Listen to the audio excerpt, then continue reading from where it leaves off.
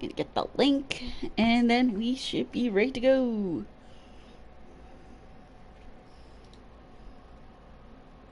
Yep. Here we go.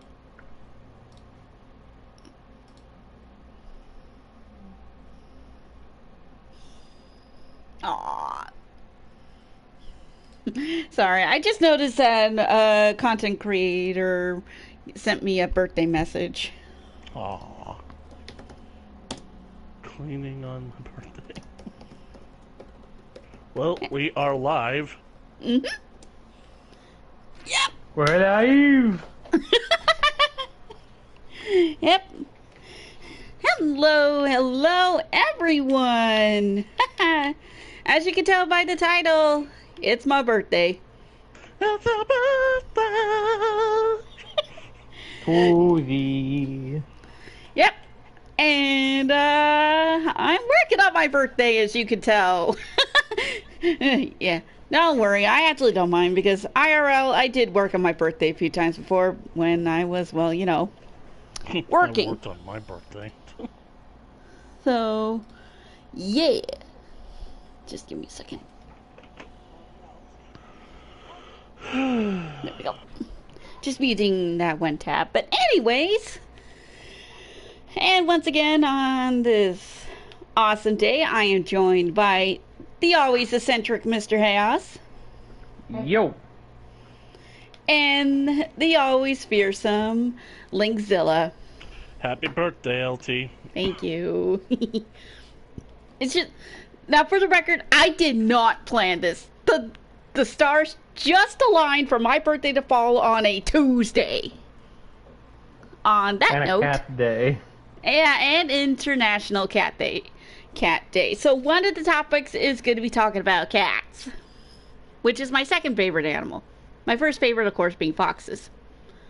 And I'm going to try to make this a shorter episode because my other co-host has something to do today, and I don't want to take too long with big jobs. Oh, is it Elk Day? Yep. Yep. Well, we'll definitely have a whole lot of topics that we can go through to easily pass the time. Mm-hmm. As we're starting off with cleaning the fortune teller's wagon from the Uncanny Franny. And I've already read this blurb, so I'm going to start the job, then get ready to open up the co-op.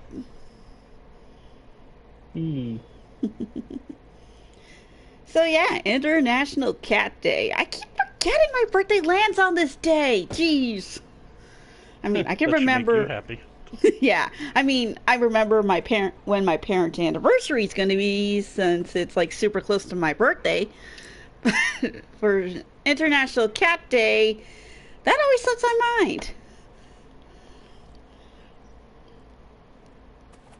That does not look good. Anyways, let me just get the co-op open here. And of course, what no better way to find cats than, of course, in video games. Kitties. Yeah, especially in Monster Hunter where you can customize your cat since the 4th generation.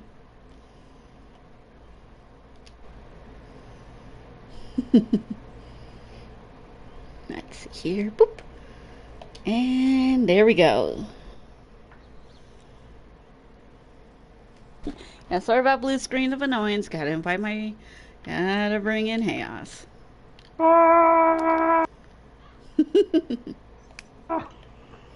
Imagine the city just goes wild given how much it loves cats. Yeah. There we go. And the volcano is still smoking. Yeah, suspiciously so. And of course, another particular cat I've been liking. Oh, hello, Franny. Hey, why don't you be my first subject? Ooh, boy.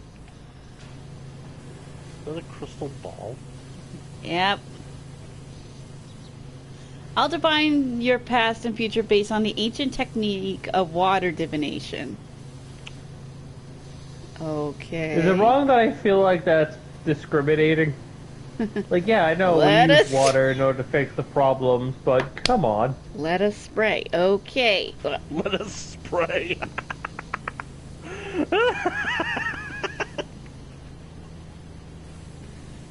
Yeah. Anyways. Oh, Let us spray. sorry about that. My other sister had to go to work. She works at the Tim Hortons that's near my place. Anyways, what was I doing? Oh yeah, another cat that I actually got in the liking to, of which I need to return to, is the cat from Stray. Of Oh, which yes.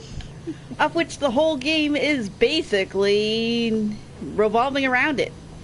It doesn't exactly have a name, but I call it Rusty because it looks like a cute little rusty red cat. Since it's International Cat Day, maybe you should get to playing that when we're done here. Yeah, I still need to like redo a level though in order to get a memory bit though.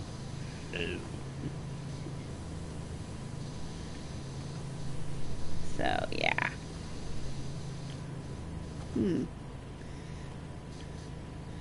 Oh. So there we go. So Link, Yep. what is your favorite video game cat? Favorite video game cat? It doesn't have to be a friendly kitty. It can also be a cat-like enemy too. That's the thing. I'm really trying hard to think. How many cats do I actually know from games?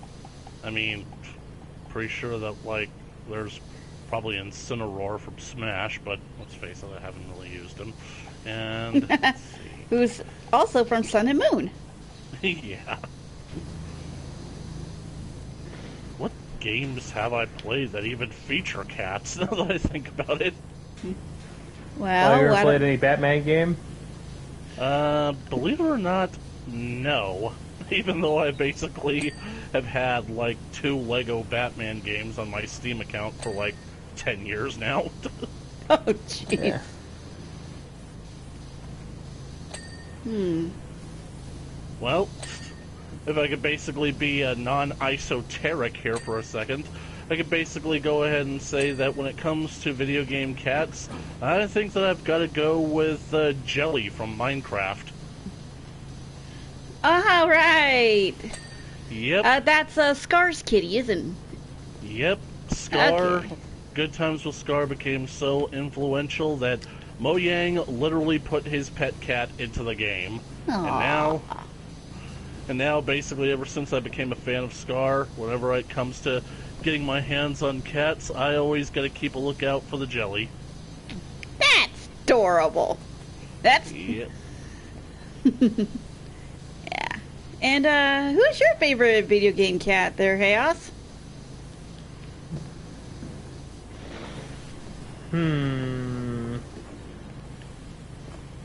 Try to go into my brain.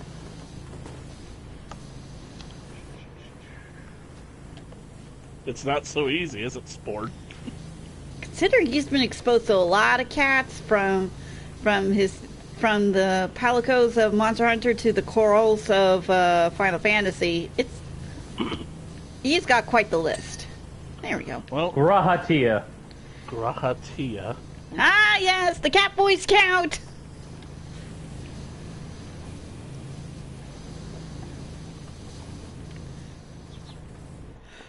The heck? What happened? I said you used to be wishy-washy, always fitting him from one thing to another.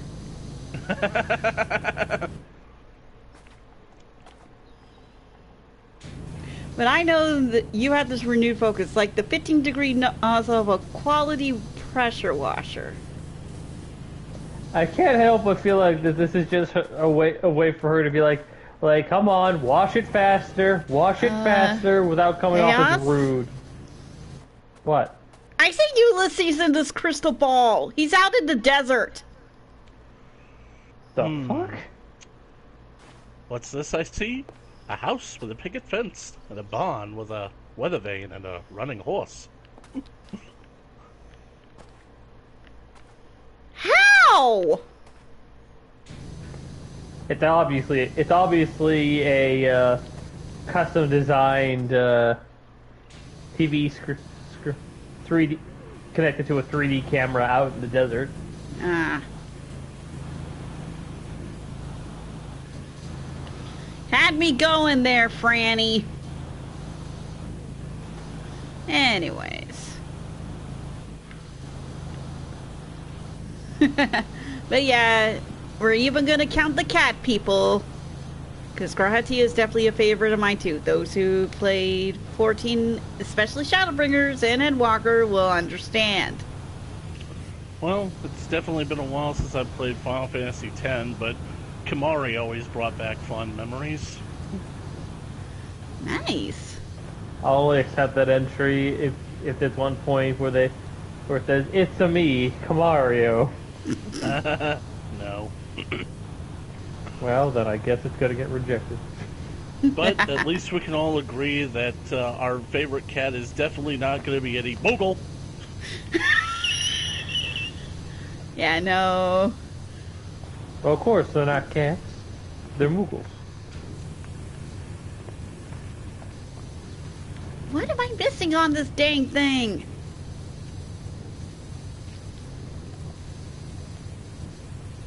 I swear, I cleaned this thing from top to bottom.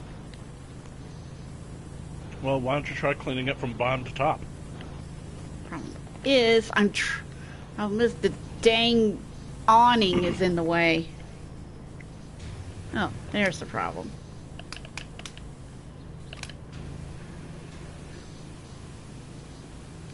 That's the problem with curved objects, because you never know if it's actually clean or not until you get like really down to the nitty gritty. Really makes me wish that we had the option to just dump buckets of water on this stuff. I know.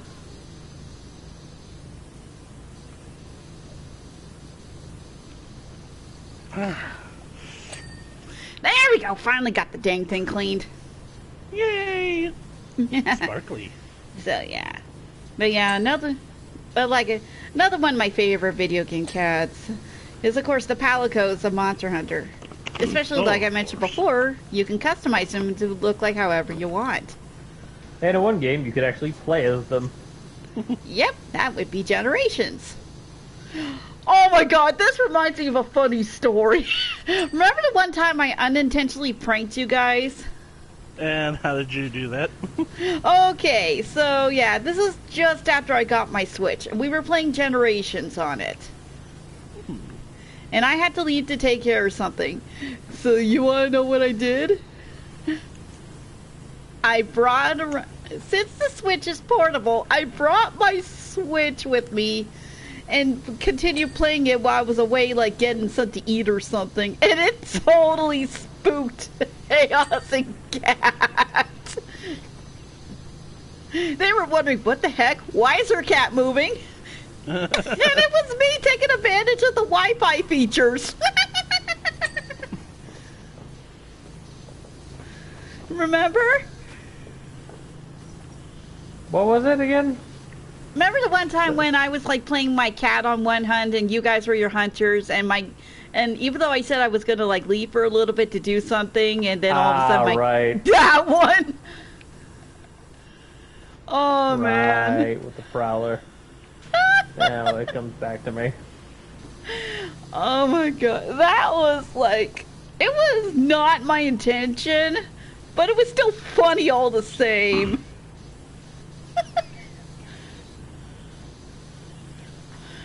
This is no long after I was allowed to like attach my Switch to my family's Wi-Fi. Now all I do is chip in a few dollars for the Wi-Fi here. But yeah, oh man, that was like I said, it was not my intention to prank them, but it was just I was just having fun.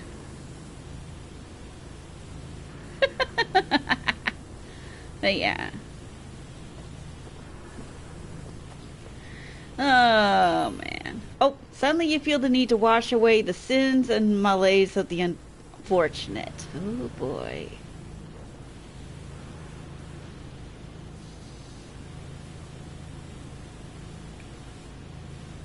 This isn't just dislodging moss and muddy streaks. It's almost become a compulsion for you. A compulsion that's threatening to take over your life. Uh-huh.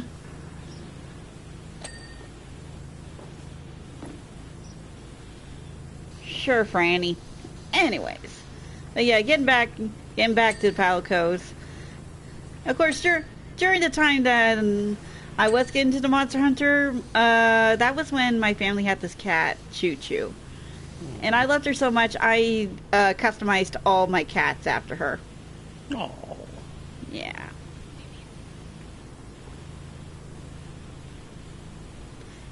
Yeah. It was unfortunate that due to reasons we had to give her up, but she got adopted by another loving family, so it's all good. That's nice to hear. Yeah. But just to keep the memories, I still customize. If there's like any chances of customizing a cat, there we go.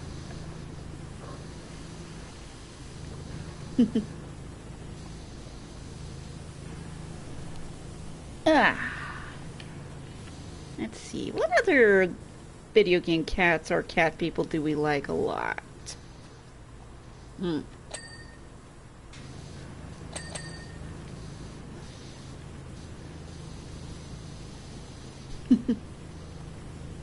Let's see. Oh, there was the save. Oh yeah, there was also the Saber Cats of Dragon Quest. Have you played those games? Nope. Oh, they're pretty good. It was like it's another series that Square Enix had done. That they made because, I think it was like one of those things that they thought would, trying to remember why they made that. Even though Final Fantasy was starting to get pretty popular. Yeah, it'll probably come back to me.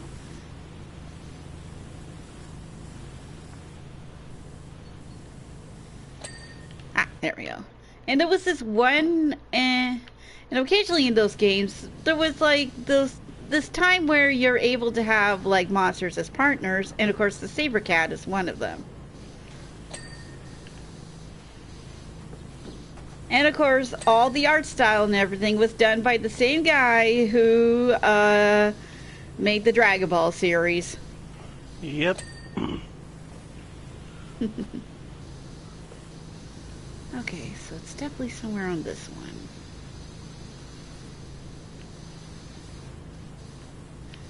one. Why did it have to be so awkward?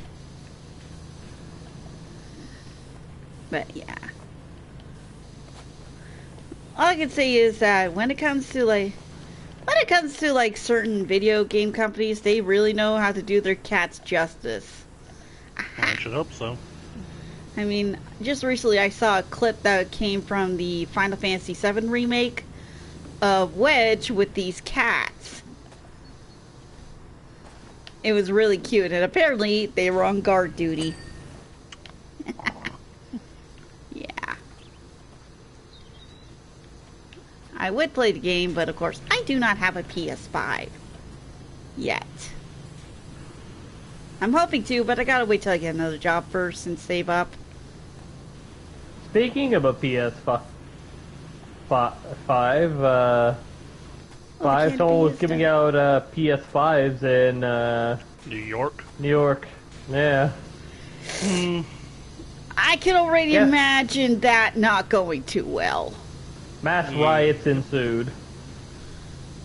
That's not a joke, but yeah. His security staff, I think, included I think basically about 7 people. When it comes to like a popular video game console, you gotta have at least 20 people as your security for that. 20 against the thousands that showed up. Okay. I think you're gonna need a bit more. Okay, make that about 500. But yeah. And from what I understand, the streamer also didn't do it with, he didn't do any of the, he didn't do it without the permissions, he just showed up and thought he could put on some kind of public event in a public area. Yeah. Oh wow, looking into your future, it's really quite amazing. Okay.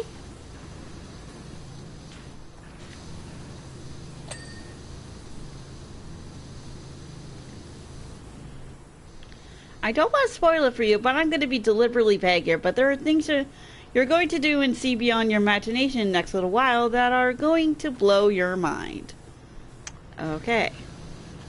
Don't want to spoil it for you, so I'm going to be intentionally I'll go as vague. far as to say that without you, this entire planet is lost.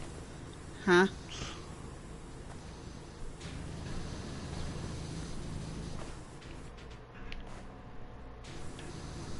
Concerning? I knew it.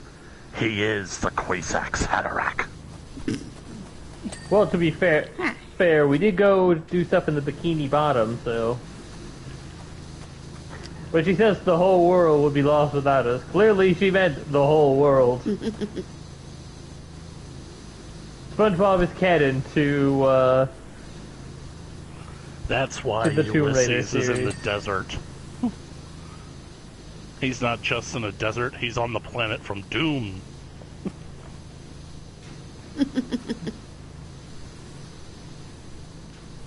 No, you said it wrong. It's Doom! Doom! Don't mind me for sounding a little loopy today. I had to get up extra early for the Pokemon Direct.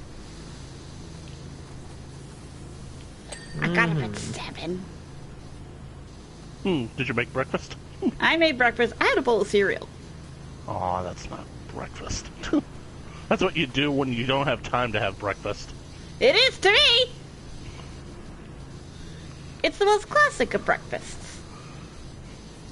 I think that basically across my childhood, there are so many things that I just basically had to have so frequently throughout my time growing up that I've garnered a great disdain for them in my adulthood. You guys have anything like that? Things that you were just forced to basically have time and time again so many times that you feel like you're just sick of them for life? Not that I recall.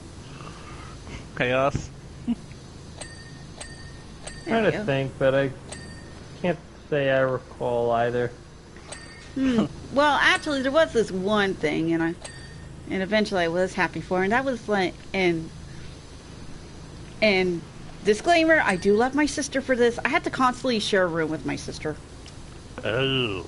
Well, people are basically a given. Like, eventually, you're gonna get sick of basically whoever it is that you're currently stuck with. Yeah, but I love my sisters. Well, of course you'll love them, but it doesn't mean that basically, like, Yeah. It's just as I got older, I really wanted my own room, but it was not going to happen. Especially considering I grew up in a big family. yep. There we go. I grew up in a family of 5.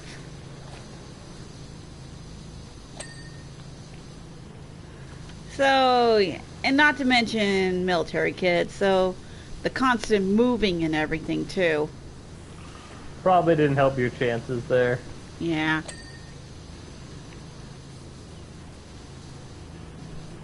Maybe that also explains why I'm also a bit more of an introvert. Mm-hmm. Yeah. Oh well.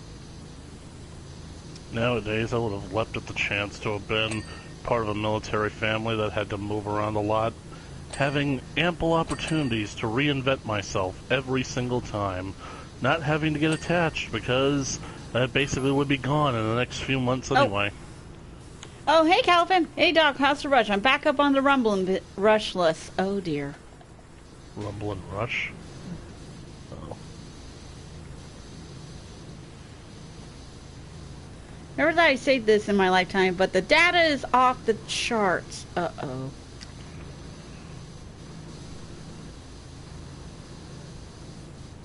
That's not a good sign. I hope I'm wrong, but she looks ready to blow, and if she does, Muckingham is in real That's not going to be good for business. I was right to be suspicious of that volcano! That's rushless! And, she's about to blow! It needn't necessarily be that bad. I mean, let's see. Like, if the volcano, like, actually does explode, that could be a bit of a problem. The force of the volcanic ash, basically, we've seen Mount St. Helens. But if the lava just basically erupts out the top, you could basically divert it away from the town with a trench. Everyone, let's not forget, the mayor skipped town. Yep. But then again, Thrust has a drill. Thrust is using it to help out the mayor. Yeah, but the mayor skipped town.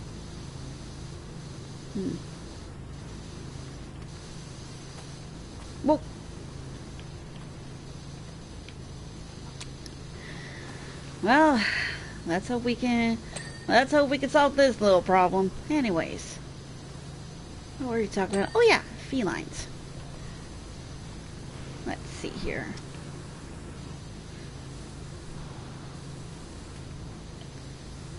Yeah, you know, now that I think about it, for the those cat-like enemies in the Final Fantasy series, the corals, right? Not really. Okay, they're the cats that have the really long whip-like whiskers coming out of their faces, like big long mustaches. I vaguely remember something like that. Yeah, for the longest time, I could never know how to pronounce their name. Until Drac happened. It was from there I learned that coral was pronounced, well, coral.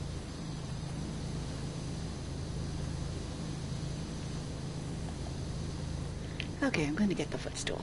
So, yeah. There's a Final Fantasy pronunciation fact for you. How to pronounce coral. Basically coral, like the coral in the Great Barrier Reef.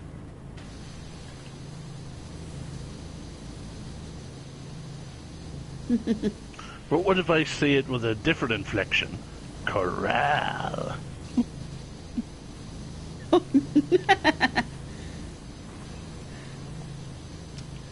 That's an interesting take, but it's also like kind of related to how the Japanese pronounce it, which is kararu. Kararu.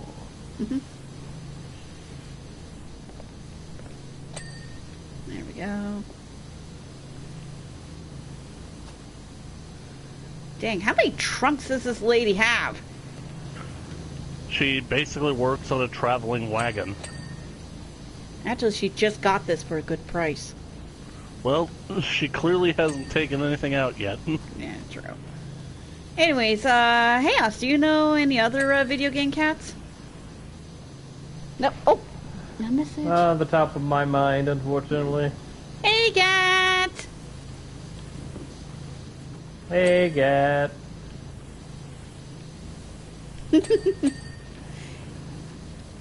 Hey, cat, do you know any video game cats that we probably haven't mentioned yet?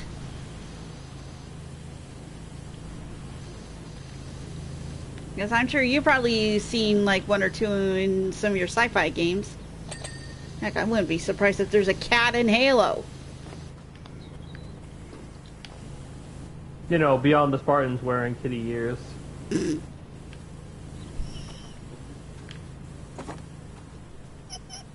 I wish I was kidding, but I saw some of the Spartans have kitty ears on his stream once. It was adorable. Can't focus on Warframe. Okay.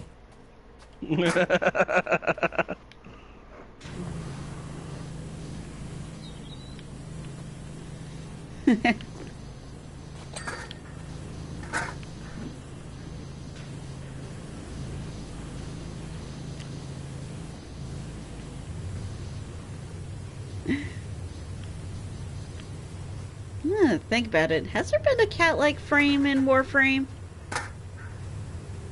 It depends on your definition of cat-like Warframe. Okay. Do cat people count? Cat people does count, and we've already covered Grahatia, in case you're wondering.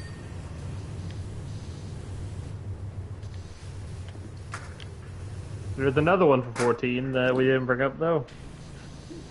Oh yeah, Y'shtola. Sorry, I'm still remembering that one scene. Valkyrie has the skin that's kind of cat-like. Okay, okay. Thank you, Cat. She's very much a very angry kitty. Given the circumstances, I can't say I blame her. Yep.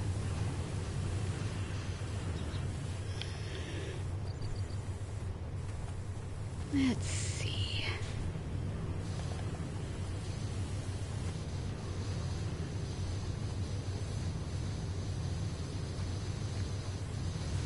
Just gonna crawl my...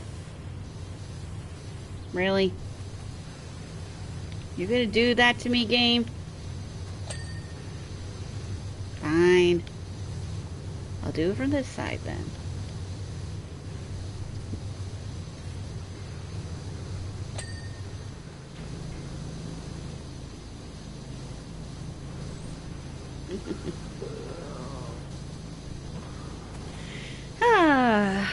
Let's see.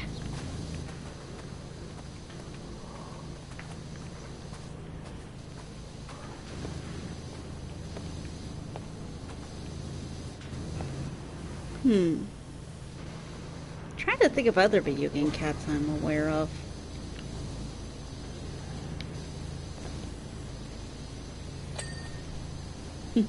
More people joining in. Hello.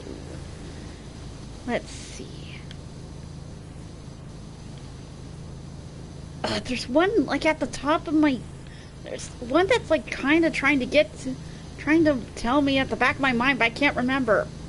All of mine suddenly think about is Gigi from Kiki's Delivery Service, but that's a movie. A very good movie. What about the cat robot from Hi-Fi Rush? Does that count, or is that just a robot? Oh yeah, there we go. That one. That's so cute.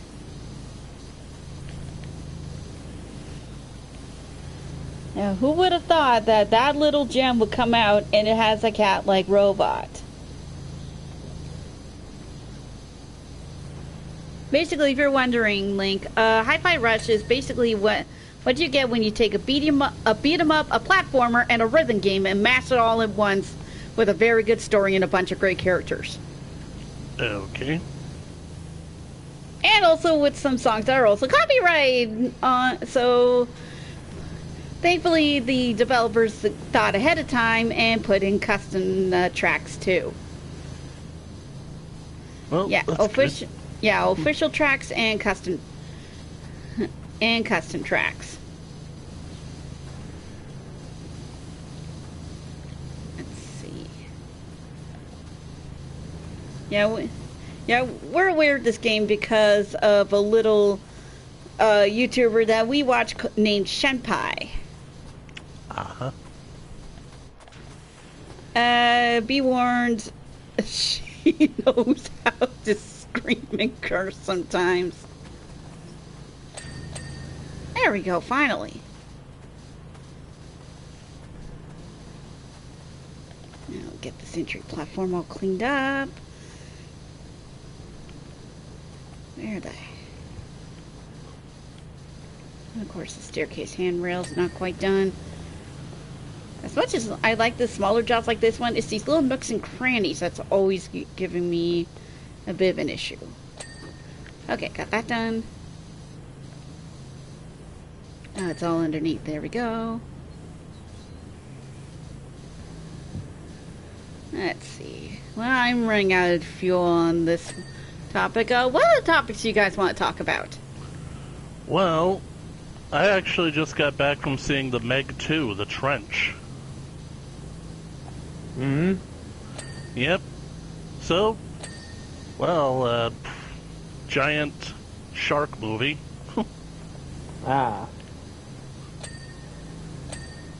Mm-hmm. Is it good, bad, or otherwise? That's really the thing. It's kind of hard for me to definitively state because the movie is certainly fun, certainly is a whole lot of fun, and it is very entertaining. So I'm just really wondering, like, did it... I'm thinking that it definitely has a lot more action than the first one, and it definitely, I think, that in a lot of ways is a bit more exciting than the first one. But I feel like the first one is a bit more of a solid story, I should think. Ah. So, otherwise, gotcha. Not good, not bad, but definitely something not to go riding home about. I really do wonder if maybe it's just, maybe I'm just, like, expecting a little too much from it, because so far these movies, they don't really basically have been drawing as much from the source material as I would have hoped, so it just kind of feels like they took a few names and a few concepts from the book and then just basically decided to do their own thing. And that's kind of like one of the hardest things about it, because you kind of like can't exactly hammer down what parts of the book they're adapting or what. It basically kind of comes off like, this here's like basically supposed to be the sequel, but I'm picking up on things that happened in like the third book, and it's like kind of a bit confusing to keep track of. So they're mishmashing things. A little bit, yeah.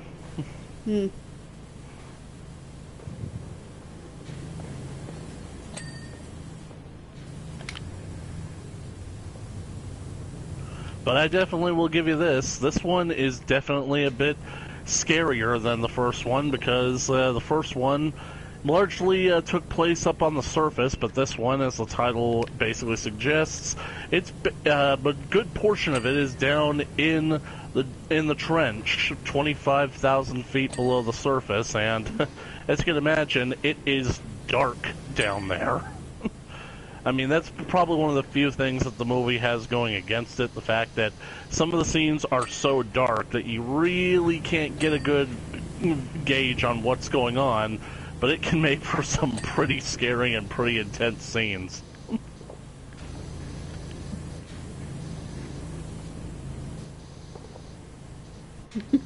And I, for one, in other words, it is another one on my movies to avoid list. Okay, thank you very much. Yeah, considering all the jump scares that happened in this movie, I think that you wouldn't be able to handle it. I do not handle horror in general anyway, so yeah. Although this movie did basically do some things that the first movie didn't take the opportunity to do. Like, heck, there are things that this movie basically did that you think that you expect the first movie to do, but didn't end up doing. Like, give us an interior shot of the shark's mouth as it's taking in like a whole group of people, like, because that's like the most famous megalodon photo, the photos of the fossilized megalodon jaws, and you have at least 6 men standing inside of it. You would basically expect something like that to happen in a movie with a live one. Yep. I think something interesting of note is that at least on 2 occasions the movie does make references to Jaws 2. So I guess it's kind of like doing what the Jurassic World movies were doing, basically having references to not just the older Jurassic Park films, but older dinosaur films in general. So it's kind of basically like, it's kind of interesting. It's almost like they're really trying to sell the Meg really as Jurassic Park in the water. So... Yeah, because isn't the megalodon technically a very ancient and extinct prehistoric shark? Very.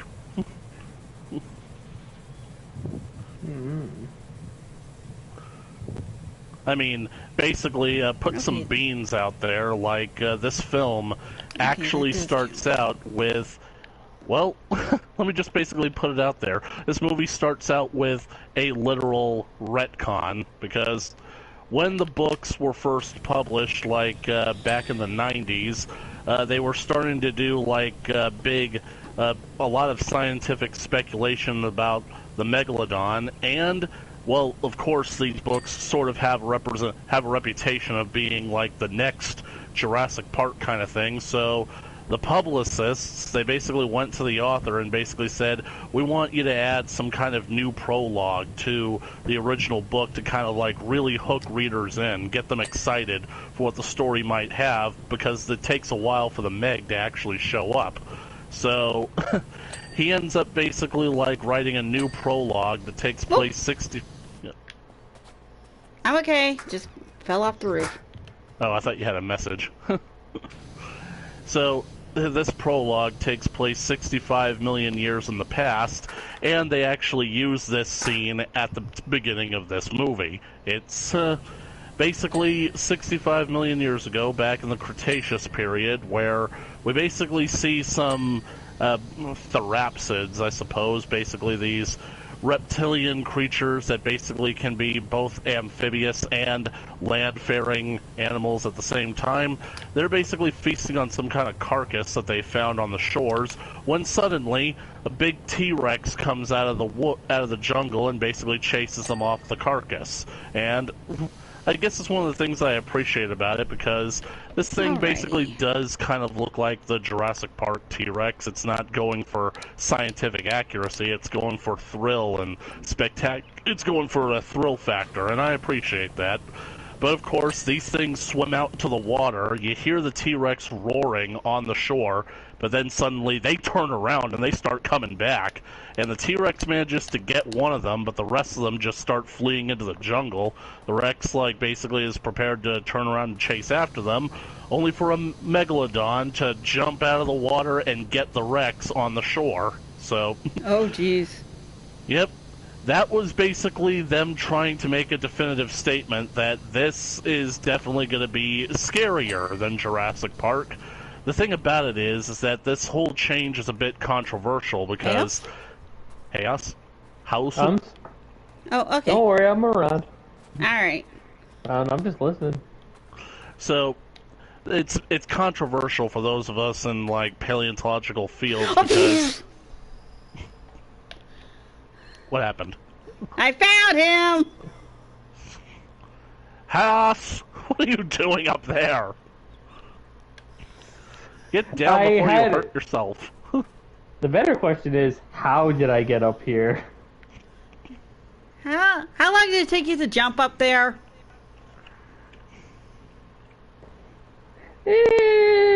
Like, a minute? Maybe two? Okay, I was just wondering where you were because I did not hear you, like... I honestly started to think that his character model must have glitched out. Yeah. Anyways, you were saying about the Megalodon? The thing about it is, Megalodon killing T-Rex is meant to be kind of like a statement about how much more powerful it is, especially because, like, in the 2010s, or maybe even the early 2000s, scientists basically determined that Megalodon is actually the only creature on the planet to have a bite force stronger than Tyrannosaurus Rex. The thing about it is, having them encounter each other in the book and now in the movie wouldn't actually be possible because Tyrannosaurus Rex, they wiped out in the Cretaceous period 65 million years ago, and it's speculated that Megalodon didn't get onto the scene until about 50 million years ago. So, or at least. By the way, sorry to interrupt, but can you look back over to me real quick? The heck? How the heck did you?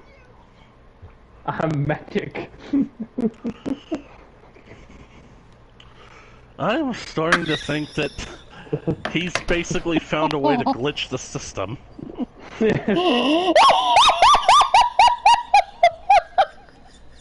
Don't worry, I'm gonna use it to break my fall.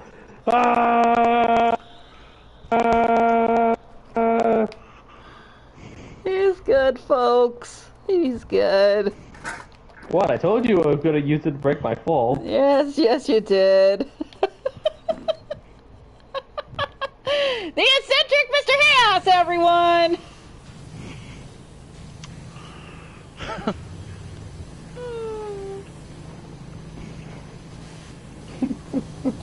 Crazy. Keep your eye on the ladder. It might disappear. What I want to know is, she literally used that ladder to get up onto the roof. And so, he was basically able to get it from all the way up there. The targeting in this game is weird. What makes you think I didn't jump down quickly and to bring it up? Basic reality, logic. Better exploit that while you can before they patch it. Yep. It's on this side. Okay. I think I see it now.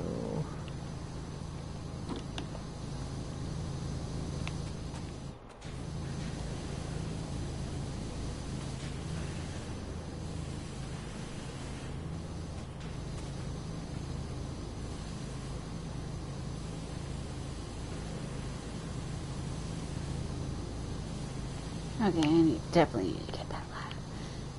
It's probably up on top. There it is. Just gotta be careful. Do not get off.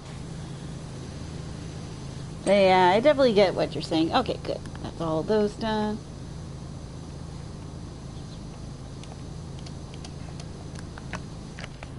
Undersides. It's this one.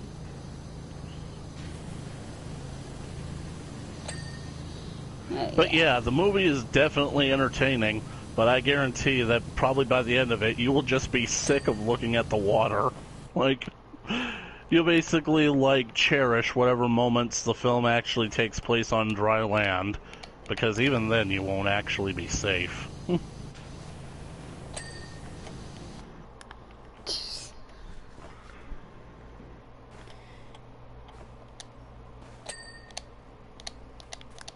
What was that got cleaned? The shutter. Okay. No, there was another one that just got cleaned. It was one of the wall trims. Let's Okay. take the next one now. Yeah. Oh. Kind of funny that they're still making killer shark movies. Yep, that's something that's not gonna go for a long time yet. I actually had a theory about why that is nowadays, because basically, for those of us who have been following Hollywood, we basically live in fear of the day where there will absolutely be no creative ideas left in that joint, and somebody will decide that it will be a good idea to remake Jaws. I have a feeling that they're basically going and adapting the Meg, not necessarily going after what the books do, but more or less just using the concept of giant killer sharks on the loose. God's sake! Yeah, having trouble with the lateral teeth. I don't understand. It was super easy. I managed to get up a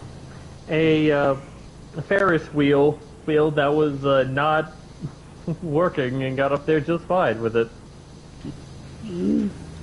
But what I'm basically saying is that them making these Meg movies might be holding off the remake of Jaws for as long as possible. So here's hoping.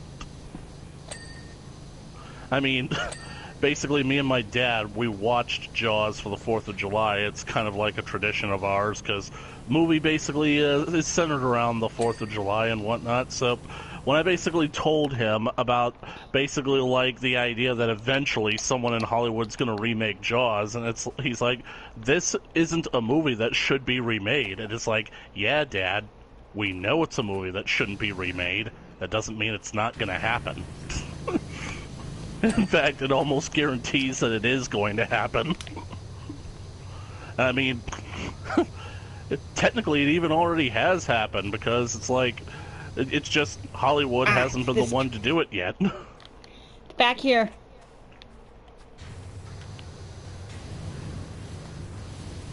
With our powers combined. And a ladder.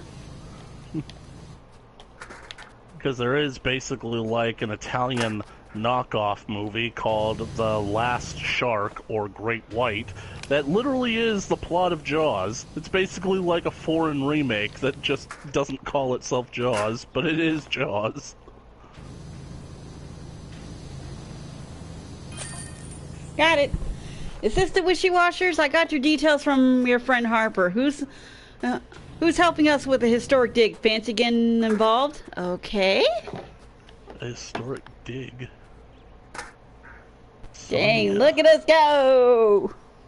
A la Muddin. Haven't been able to see it yet. Here we go. And this... This looks like something that Trixie would ride around in. Yeah. Wagon looks great, thanks so much. Mind how you go in. Mind how you go, eh? Okay. That's it? Mind how you go, eh?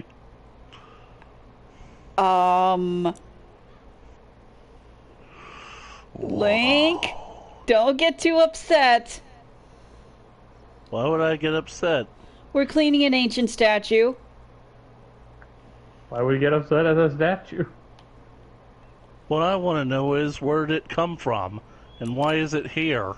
We are in the Makua Aitu Desert. Hi, Wishy. I work with your friend Harper for a Global Archaeological Society, and we desperately need your help. All the recent seismic activity, coupled with the worst storm in living memory, has unearthed the most extraordinary statue I've ever seen. We no idea who made it or when, but we're hoping that with your help, those questions will get answered. Thanks so much, Sonia. By the way, guess where I am? I see you back up there. What's more important is that Can when you we find take the this... ladder, though? You son of a gun. Did you take the ladder with you up there? Try to find it. Oh, no, there it is. Where's the ladder? It's right here. Are you sure? Yes. Wait. Yeah, see, here it is. Alright.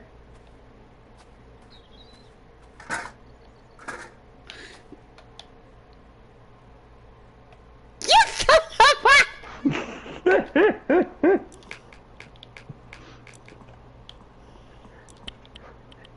Your final trial, since, well, given how the next one's going to be a statue, probably not going to be able to join for that one. Try to get me up here! Test your parkour skills. Reclaim the ladder. You know that I'm somewhat parkour challenged. I believe in you. Oh god, oh god! Okay, maybe I should just go back to stubby gun for this one so I can see what I'm doing. And I can't push the button. You know what? We're also like kind of running on time, so I'm going to start at the next job. Yep. No. Here we go. Wait, the Makua Aitu That's what Ulysses is! I have a feeling that we're not in Muckington anymore. This is gonna have to be some kind of delicate job, because, I mean, you don't want to damage the statue. Yeah, I mean... Yeah, the reason why I say this is a big deal with Ulysses, because remember, the crystal ball shows the cat in a desert. Maybe the cat is the Queesax Hatterack. Anyways, let's do this. I mean, if Ulysses has bright blue eyes, you definitely let me know. Unfortunately, all the depictions of Ulysses that we've seen had him with bright green eyes. Oh, of course. Cat. It is possible for a cat to have blue eyes.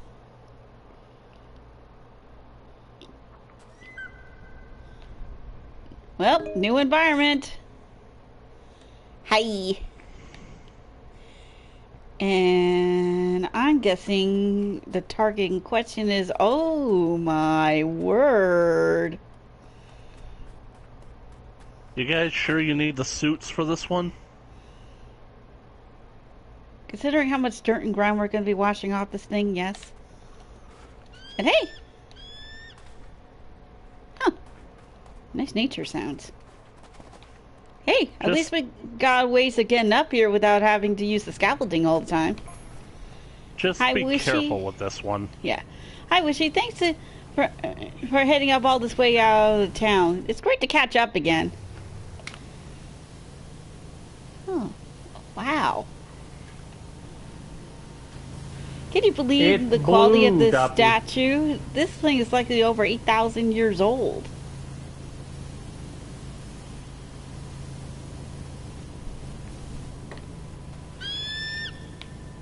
It's also directly facing Mount Rushless, almost like it's keeping watch. Yes. Yes, it is. Whoop.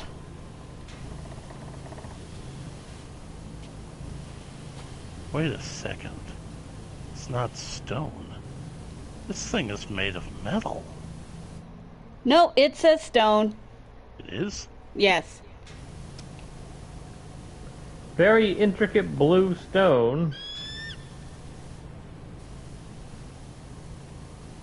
I'm assuming this is probably andesite, if not a dark gray.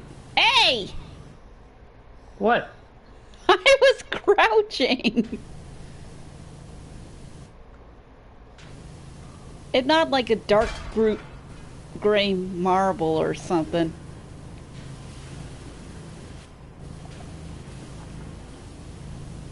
Either way, this thing is cool. And Very. big. Yeah, I haven't seen anything this big since I went to a museum like years ago as a kid.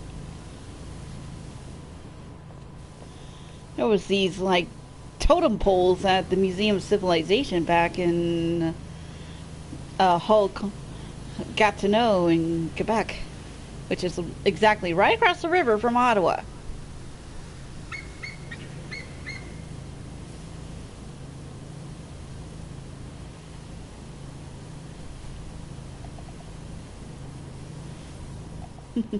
There you get to learn a lot of the history of Canadian civilization.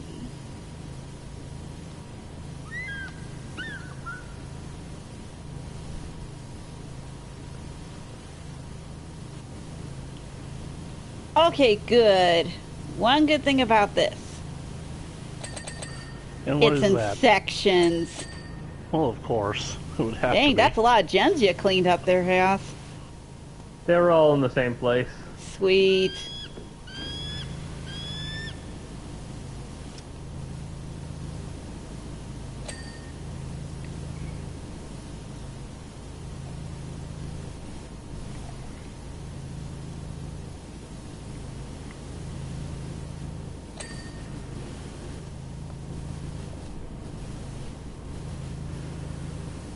Well, at least this job is going fast. You guys are basically like an eighth of the way there. Yep.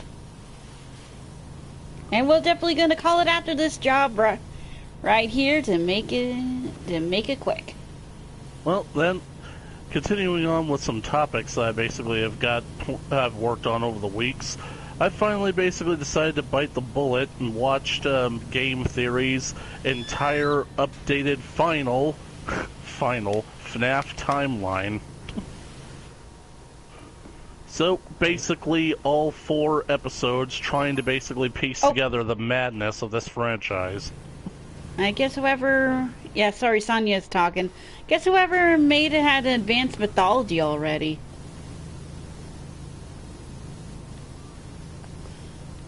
The wet spine along the back. Is that some sort of reptile deity? I'm thinking aquatic.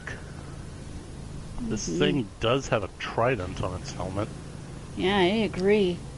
and this dorsal fin. Yep.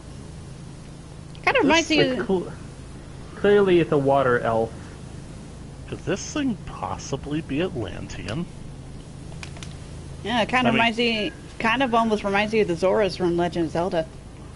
Considering that the developers of this game basically went out of their way to do a Tomb Raider crossover, Lara Croft, that literally the first Tomb Raider game was basically all about Atlantis. In a manner of speaking. Yeah. Guess it's fitting that we end up here then. And that game basically It's does the creature from the Black Lagoon, according to Gat!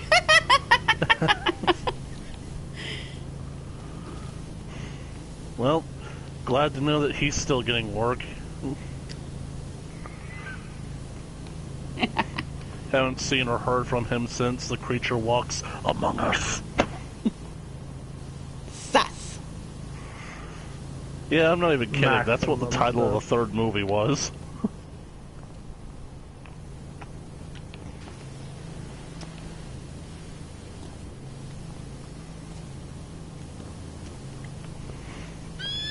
But yeah, I think that basically over the years, the FNAF lore got so big and so complicated that it was just kind of hard to keep track of anymore, and it just sort of stopped being fun. And of course, Yeah. basically, like, from where FNAF began, it had changed so much that it just really didn't have the same appeal anymore. But I gotta admit, going over everything that MatPat basically, said in those videos, it kind of basically reinvigorated interest in the franchise for me, because now I'm basically sort of thinking, when FNAF basically got started, well, I think one of its biggest appeals was the fact that it was a ghost story. You're basically working at a haunted pizzeria chain, the animatronic characters are possessed by ghosts, and they come to life because they're trying to find their killer. That's a simple, fairly easy story to get behind. Mm-hmm. And then they started really going the sci-fi elements with the idea that the animatronics want to become human, so they start scooping out people's insides and stuffing themselves inside their bodies. Anyway, basically Yeah, it it's all... definitely aquatic. Sorry. And so all this basically sort of came to a head in part 4 of MatPat's little timeline theory. Basically, I realized that this is no longer a ghost story. This is more like a Frankenstein story, because it just, it really sort of feels like that, because MatPat now has a new theory that a character that we've never seen in the games or has been introduced in any of the books might actually be at play. One of the loose ends that basically hasn't ever been addressed, some might actually be one of the most crucial characters of the entire thing, and that being Afton's wife. Yeah, the wife of the serial killer, who just has conveniently not ever featured in any of these events whatsoever. He basically thinks that with his death, she is now the one who is in charge of the company, and she might be behind some of the things that have been happening in some of the other games as of late. And that's basically when it dawned on me. It just seems like in this franchise, now that it's focused entirely on the Afton family, it just sort of switches the focus. It's like focusing on William Afton, then it switches focus to Mike, and now it's basically focusing on the wife, this supposed Clara or Carla Afton. Basically, Clara, yeah. It literally reminds me of the Frankenstein series. It's basically like every single movie after the original Henry Frankenstein died, they start basically going from one son of Frankenstein to the next. Of course, these things aren't necessarily literal. The Egyptians had statues with the heads of storks and cows.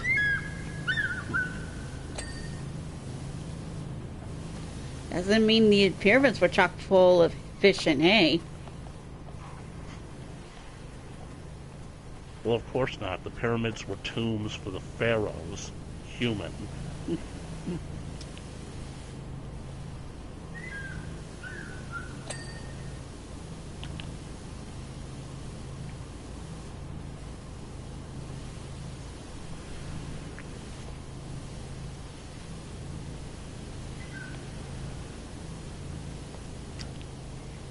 Definitely gotta keep an eye out for the cat. We're in a whole new area, Gat. This is known as the Makua Aitu Desert. And apparently Ulysses is out here. So keep your eyes open for that cat.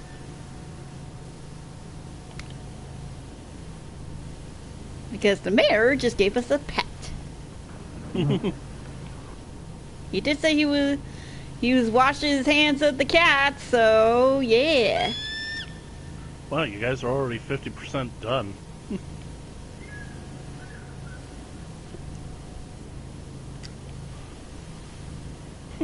This episode is going to go by in a flash. Don't say that. You'll get Vietnam flashbacks. Yeah, he saw the new Flash movie. Oh. Now you understand. You laugh, but you understand now. My condolences.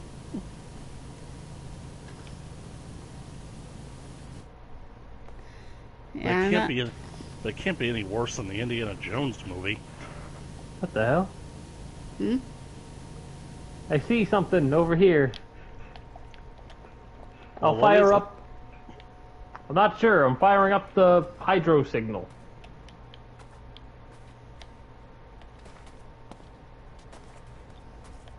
Where the bloody hell are you? Look for the water signal. Problem is, I can't see it. Call out any landmarks near Oh, you. wait, I hear. Yes? Look over there. By that tree. Is that a cat? What is that? No, it looks like a bird. No, it's a freaking gnome! Son of a bitch. Ah, no! Invisible walls! Hang on. There has to be a way through. We must recover the gnome. Yeah, no. There's an invisible wall here. You gnome! The gnomes Yeah, might be alive. Host. Yeah, nope, I can't get past. It's an invisible wall. Dang You it, win I was this ki- time, gnome!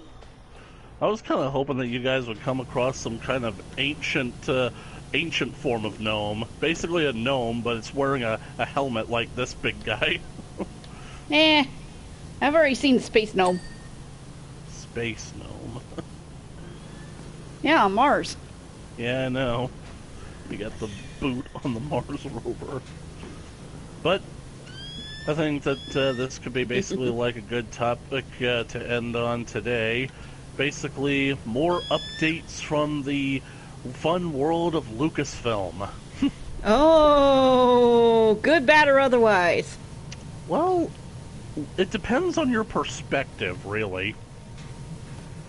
Basically, I think that if you want things like Disney and Lucasfilm to succeed, then this could honestly be very, very bad news. But if you basically have just washed your hands of them and just want to enjoy the dumpster fire, then I'd say that this is really vindicating news. Okay, what? You guys remember how last week I basically told you that Disney is still in the red after their $4 billion purchase of purchasing Lucasfilm and all rights to the franchises and intellectual properties therein? Mm-hmm. As in, they still haven't turned a profit on anything that Lucasfilm has done? Yep. Well, we've got some numbers that have been... Yeah. Message. Sonia says, having said that, have you heard of the aquatic ape theory? No, I have not. Some believe have. that we humans have spent our African prehistory living semi-aquatically. Okay.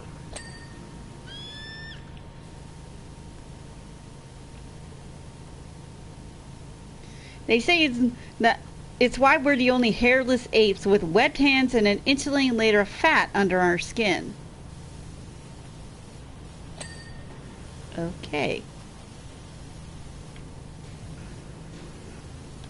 I had always thought it was a fringe theory before. It sort of is.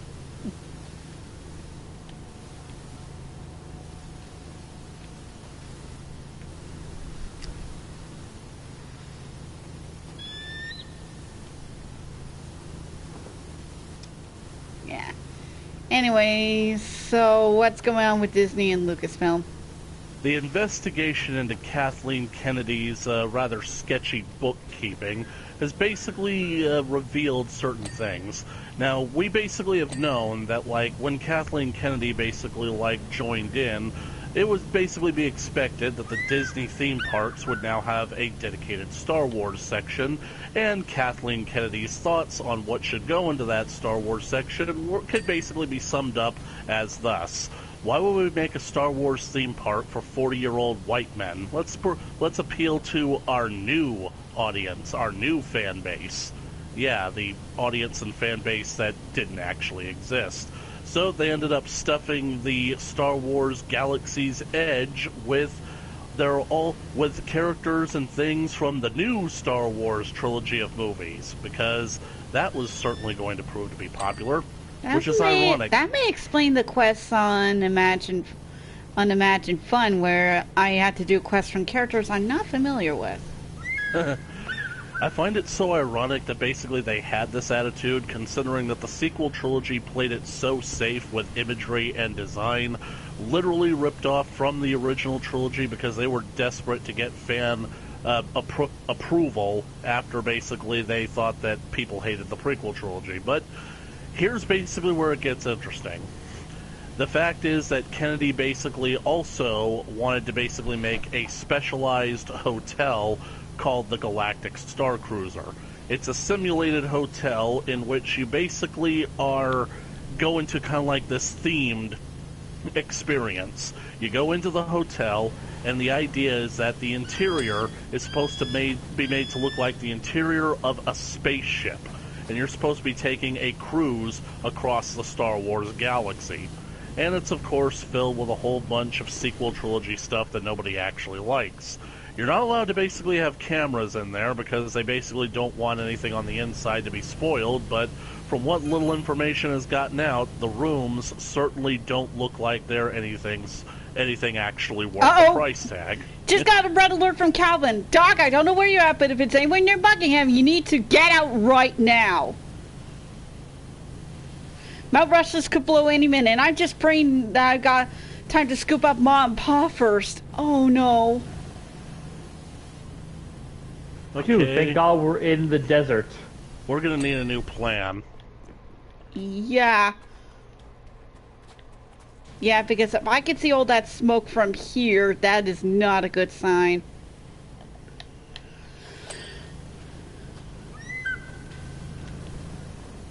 Well, things are just getting interesting here, folks. On the side of Buckingham, we got a giant volcano, ironically named Mount Rushmore, rushing to erupt. Rushless. That is funny.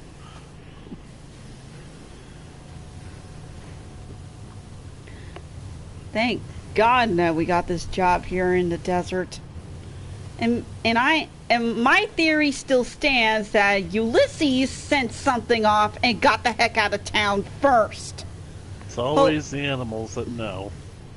Yeah, hoping that his owner would catch on, but unfortunately the guy was so full of himself he didn't exactly catch on right away. In fact, we actually think that he might have been the cause of all of this. Yep. Gosh, dang it.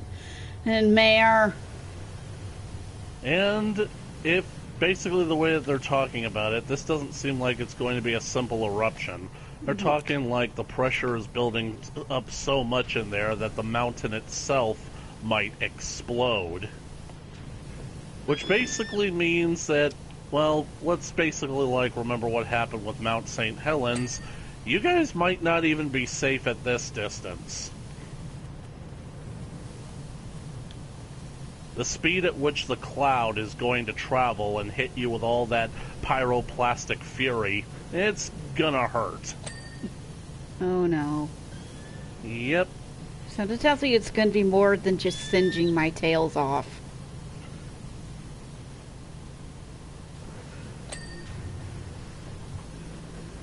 In fact, I have a funny feeling you're out that and it tells me the flames of a freeze is going to be nothing compared to that. Oh my God, is it a little redder at the bottom of the smoke, or is it just me? No, it's always been red. Okay.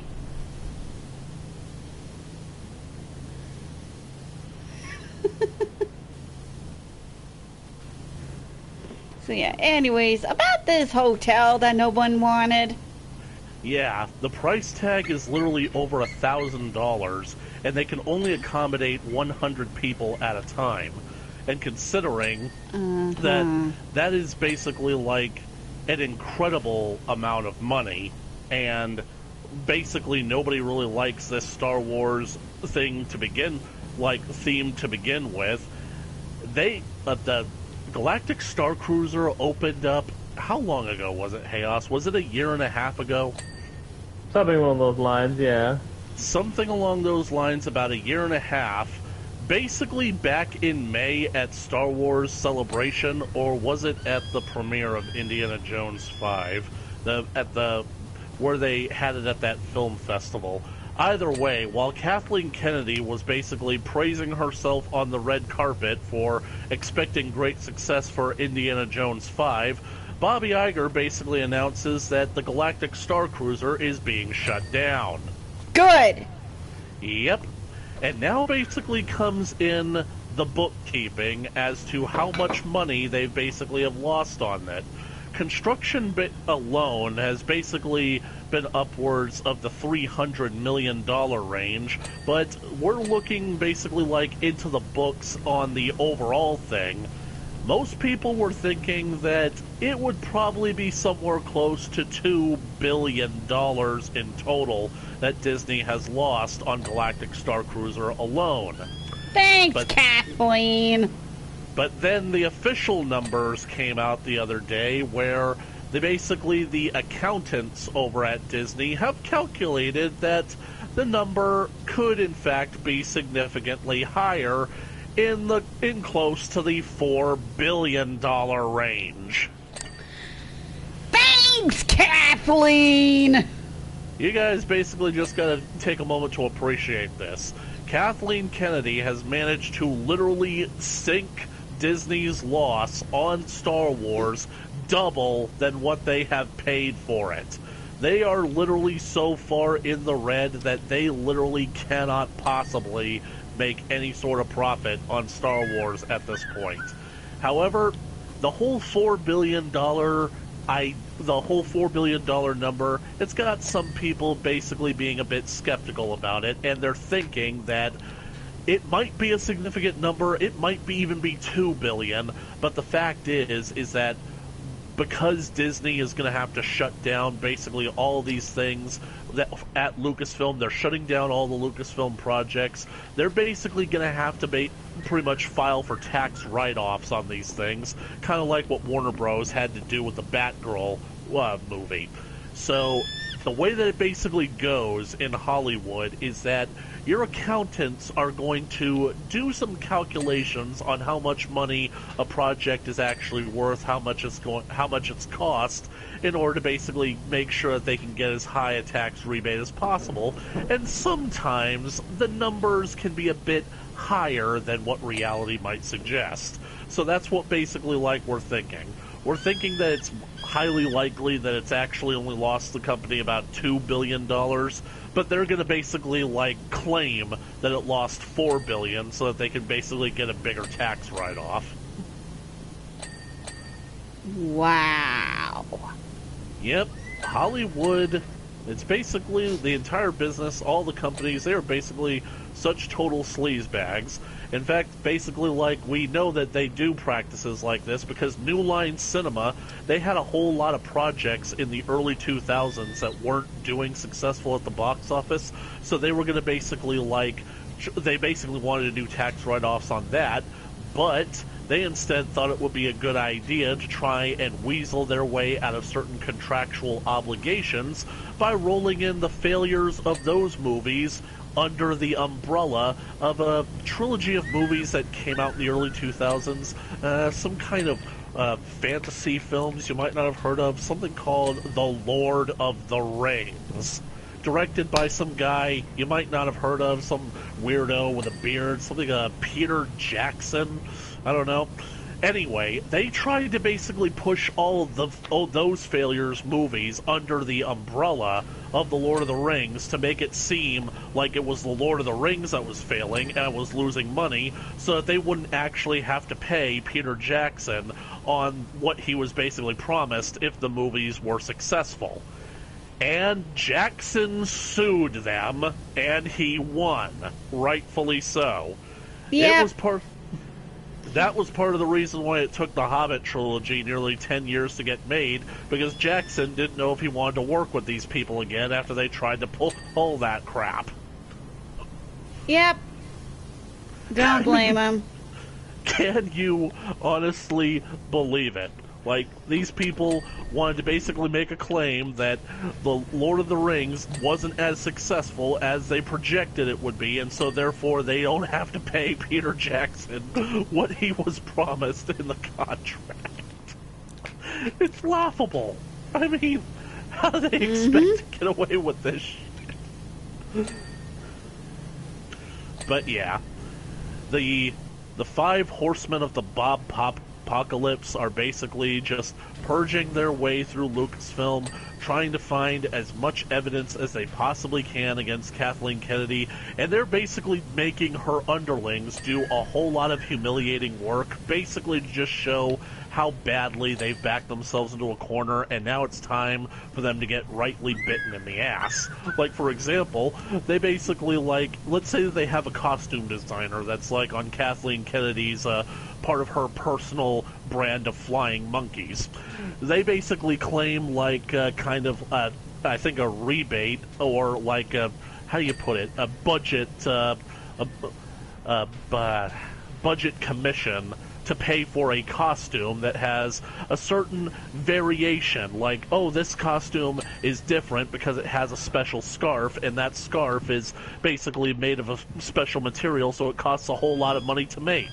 And so these guys basically tell them, all right, go down to the warehouse and find that costume and bring it to us. There's only about 80,000 other costumes in there that you'll have to search through, but we're certain that you'll be able to find this specific one. So, basically, yeah. They're basically going to have them running around like chickens with their heads cut off.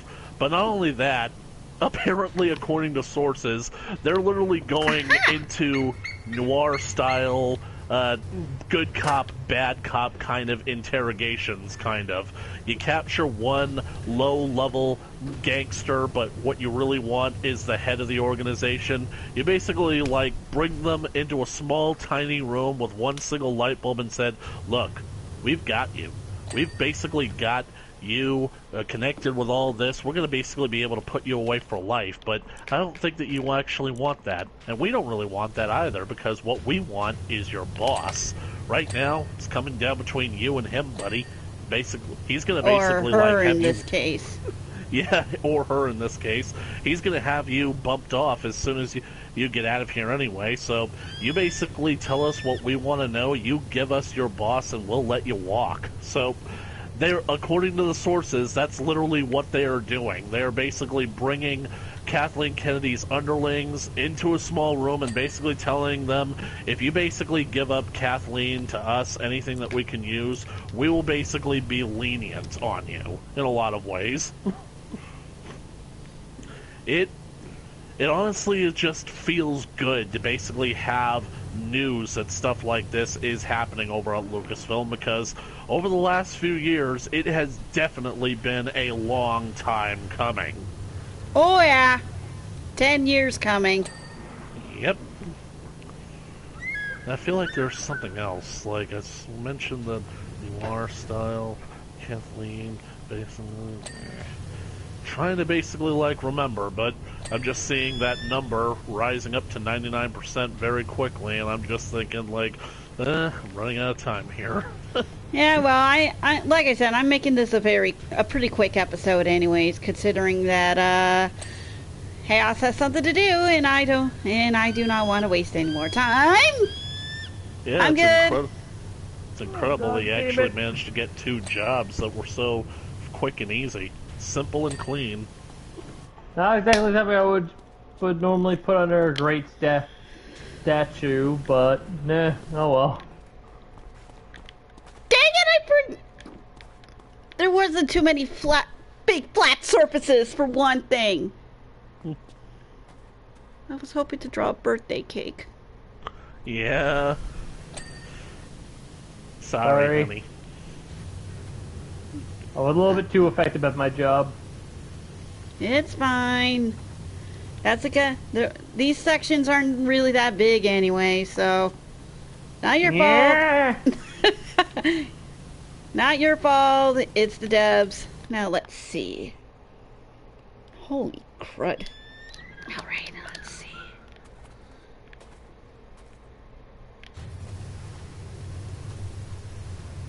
Crystal pendant.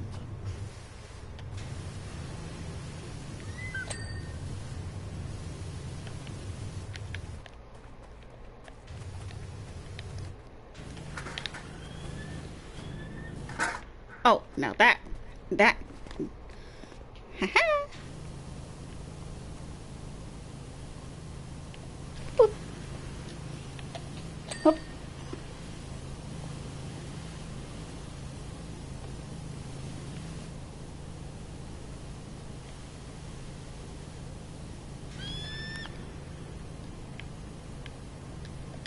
The little creaks and cracks where the filth is probably the most annoying part about this job.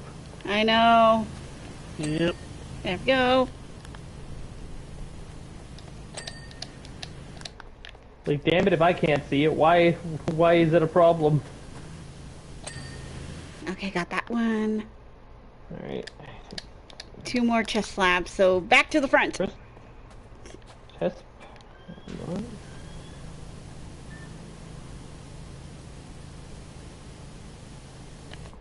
I have a feeling it's that nook over there.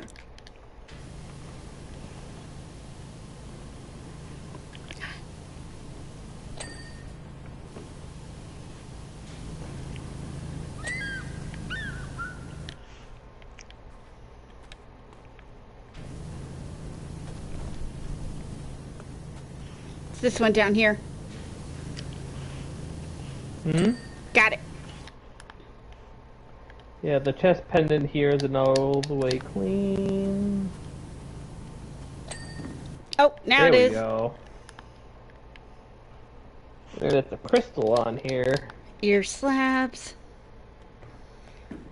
Yeah, good luck with the ear slabs. I hate them. Aha. It's the big pointy one.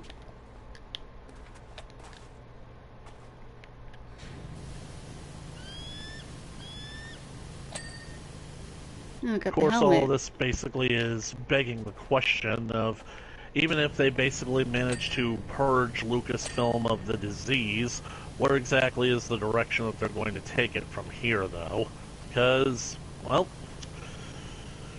Bob Iger has basically showed that Disney is now in a position where it can no longer afford to keep making these mistakes. So finally, they're starting to realize that, hey, maybe money actually is more important than the message. So, only took them long enough to realize that they didn't actually have unlimited resources. So, but Okay, I there's mean, a slab on the face. even with Bob, like, Iger is basically like trying to shut down other projects that Disney is doing that he knows are going to crash and burn, like the Snow White remake that doesn't feature any dwarves. Snow White and the 7 unemployed people. Ouch! And considering that there's like huge strikes going on right now, that's not gonna happen anytime soon. Exactly. In fact, the strikes, that they're part of the reason that Iger was even able to do this over at Lucasfilm, because he basically knew that doing this at any other time basically would draw so much media attention, and he'd basically get like major backlash for going after Kathleen like this, because for some reason there actually is a very vocal minority that basically wants to protect her in her position of power. But yep. There it is. But basically, because of the strike situation, it's basically kind of like, I guess, a state of emergency in which he basically has the authority to send his auditors in there and basically kind of like check things out, and that's basically what they're using as the cover. They're using it to basically pull out the weeds, as it were. Why is the necklace so many different colors, though? It's metal. Yep. It's metal. Got it! What the heck? What? What's the matter?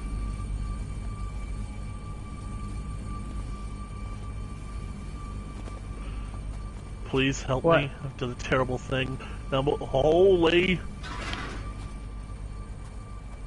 Plane is egg-bound. The statue... Well, don't leave us Look! in suspense, Mount- LT. Mount Brushless, it's not smoking anymore!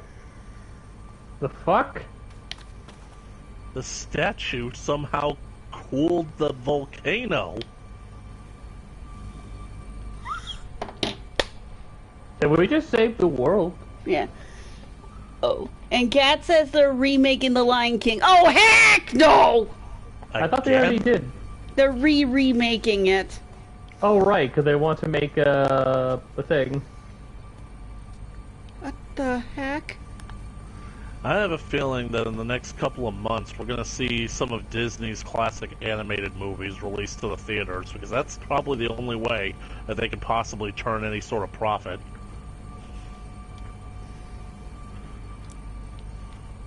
Please tell me I've done a terrible thing. Now my beloved son playing is Eggman. He got his plane egged.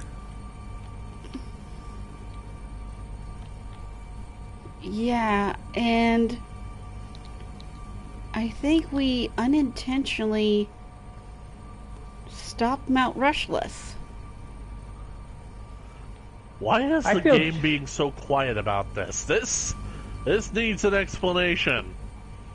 I feel. Let me I feel check my ripped- other messages. I feel ripped off. Me Ripped off. too. I don't get to see the. I don't see the forehead laser, so that's why I was like, wait, what? What is it? Wait, you don't see the laser? No, I can see it on the stream, but I don't see it on my end. I just see a pretty statue. I'm not the chosen one. What am I supposed to see? You know, in my experience, usually when stuff like this happens, the laser reveals a giant kaiju sleeping under the mountain. Cesar, is that you?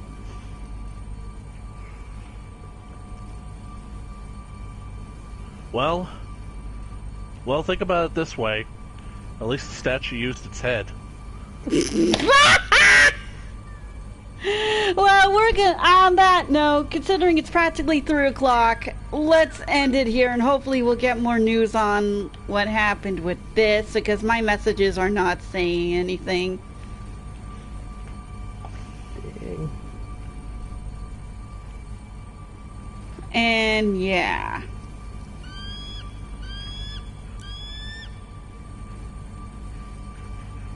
Yeah, not that.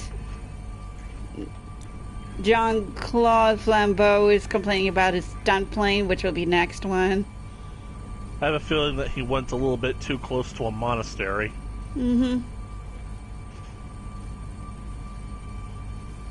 Well, Yeah. heck of a birthday stream, I should say. Oh, happy birthday to me. All I hear, I just finished off a last little bit of necklace, and then there's this boom! And now that. And as Now you I can kinda tell, wish we saved the forehead thing for last. yeah. And then, of course, as you can see, Mount Rushless, it has cooled down. Somehow this beam is relieving the pressure. Maybe it basically shot a hole into the side of the volcano and is diverting some of the magma. Maybe, but I don't know. We'll probably figure out in the next job when we start cleaning up that stunt plane. I'd like to thank Link for keeping us up with the latest pop culture news. Hey, Alice for helping me with cleaning up this and providing the laughs. You guys for watching. Wait, Imagine the day saved because I'm a water gun. Yeah, I agree, Kat. I agree. let's see. Can I do this correctly? You're trying to stand in the path of the laser.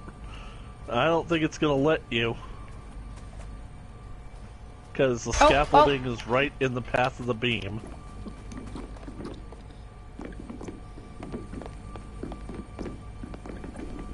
I will. We will do this to become gods of the sea. Right about here.